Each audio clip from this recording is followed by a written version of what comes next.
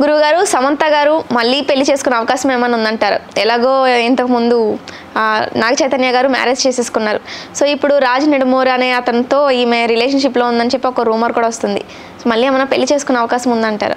చూద్దామండి. ఆమె మేడం గారి సమంత గారి జ్యోతిష్య బలం ఎలా ఉందో, అలాగే రాజ్ నెడుమూరి గారి జ్యోతిష్య బలం ఎలా ఉందో, మెయిన్గా ఈ హీరోయిన్ సమంత గారి జ్యోతిష్య బలం మీద కళ్యాణ బలం కలిసి వస్తా రాదా, మరి చిత్ర పరిశ్రమ రంగంలో ఎలా ఉంటుంది, ఇంకా పర్సనల్ లైఫ్లో ఎలా ఉంటుంది, ఇక అభిమానుల కోరిక మూలంగా చూద్దాం.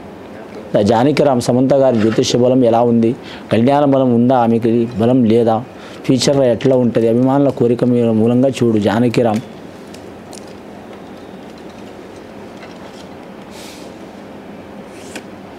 ముఖ్యంగా వారి జాతకంలో చెప్పాలంటే లక్ష్మీదేవత వచ్చిందండి వారి పేరు మీద. ధనపరంగా అయితే ఇబ్బంది ఉండదు వారి జాతక బలానికి. అలాగే చూడాలంటే సీతారాముల కళ్యాణం వచ్చింది, ఆ కళ్యాణానికి సర్వదేవతలు వచ్చిండ్రు.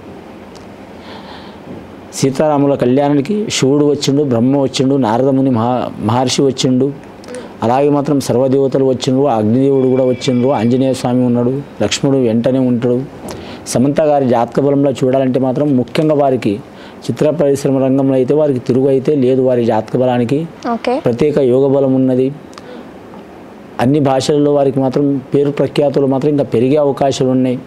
మరి జాతక బలంలా టాలీవుడ్ కావచ్చు, బాలీవుడ్ కావచ్చు, ఇక కన్నడ ప్రాంతం కావచ్చు, కేరళ ప్రాంతం కావచ్చు, తమిళనాడు కావచ్చు, ఆల్రౌండ్ అన్ని రాష్ట్రాల్లో వారి చిత్రాలు మాత్రం విజయం సాధించే అవకాశాలు ఉన్నాయి.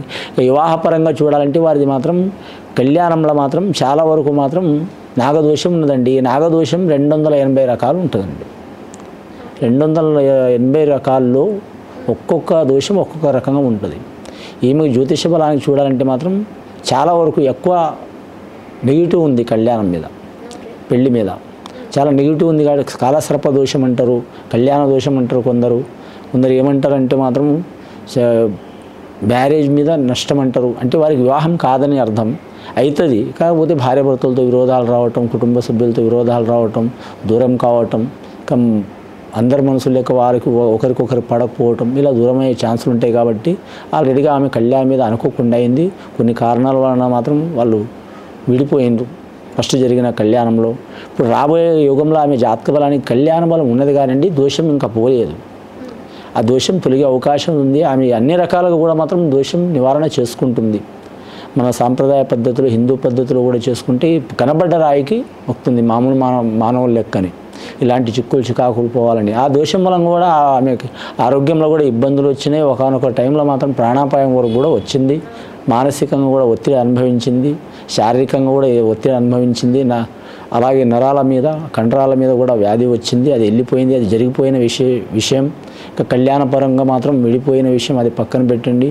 ఇక ఫలానవారు రాజ్ నెడుమూరి అంటారు, వారితో కళ్యాణం అని నేను గ్యారెంటీకి చెప్పలేను. కానీ ఆమె జాతకంలో అయితే ఉంది కళ్యాణ బలం, ఇంకోటి చేసుకునే యోగం అయితే ఉంది. త్వరలో జరిగే అవకాశం ఉన్నది వారి జాతక బలంలా. 2025 నుంచి 27 లోపల మాత్రం కళ్యాణ బలం ఖచ్చితంగా జరుగుతుందండి వారికి. దోషం ఉంది కాబట్టి దోషం వారి అభిమానులు కావచ్చు, వారి కుటుంబ సభ్యులు కావచ్చు, వారే కావచ్చు, వారు శాంతి చేయించుకోవడం చాలా వరకు మంచిదండి. అభిమానులు చేయించినా కూడా నడుస్తుంది. ఇప్పుడు అభిమానులు అడిగే క్వశ్చనే కదా, ఒక అభిమానులు వీరి అభిమానులకు ఏరే అభిమానులు ఏమన్నా చెప్తేనేగా ఈ రూమర్స్ వెళ్తాయి, ఊరికేనైతే వెళ్ళవు కదా. అలా అన్నట్టు అభిమానులను చేయించుకోవచ్చు, వారి కుటుంబ సభ్యులు చేయించుకోవచ్చు, లేకుంటే వారన్నా చేయించుకోవచ్చు.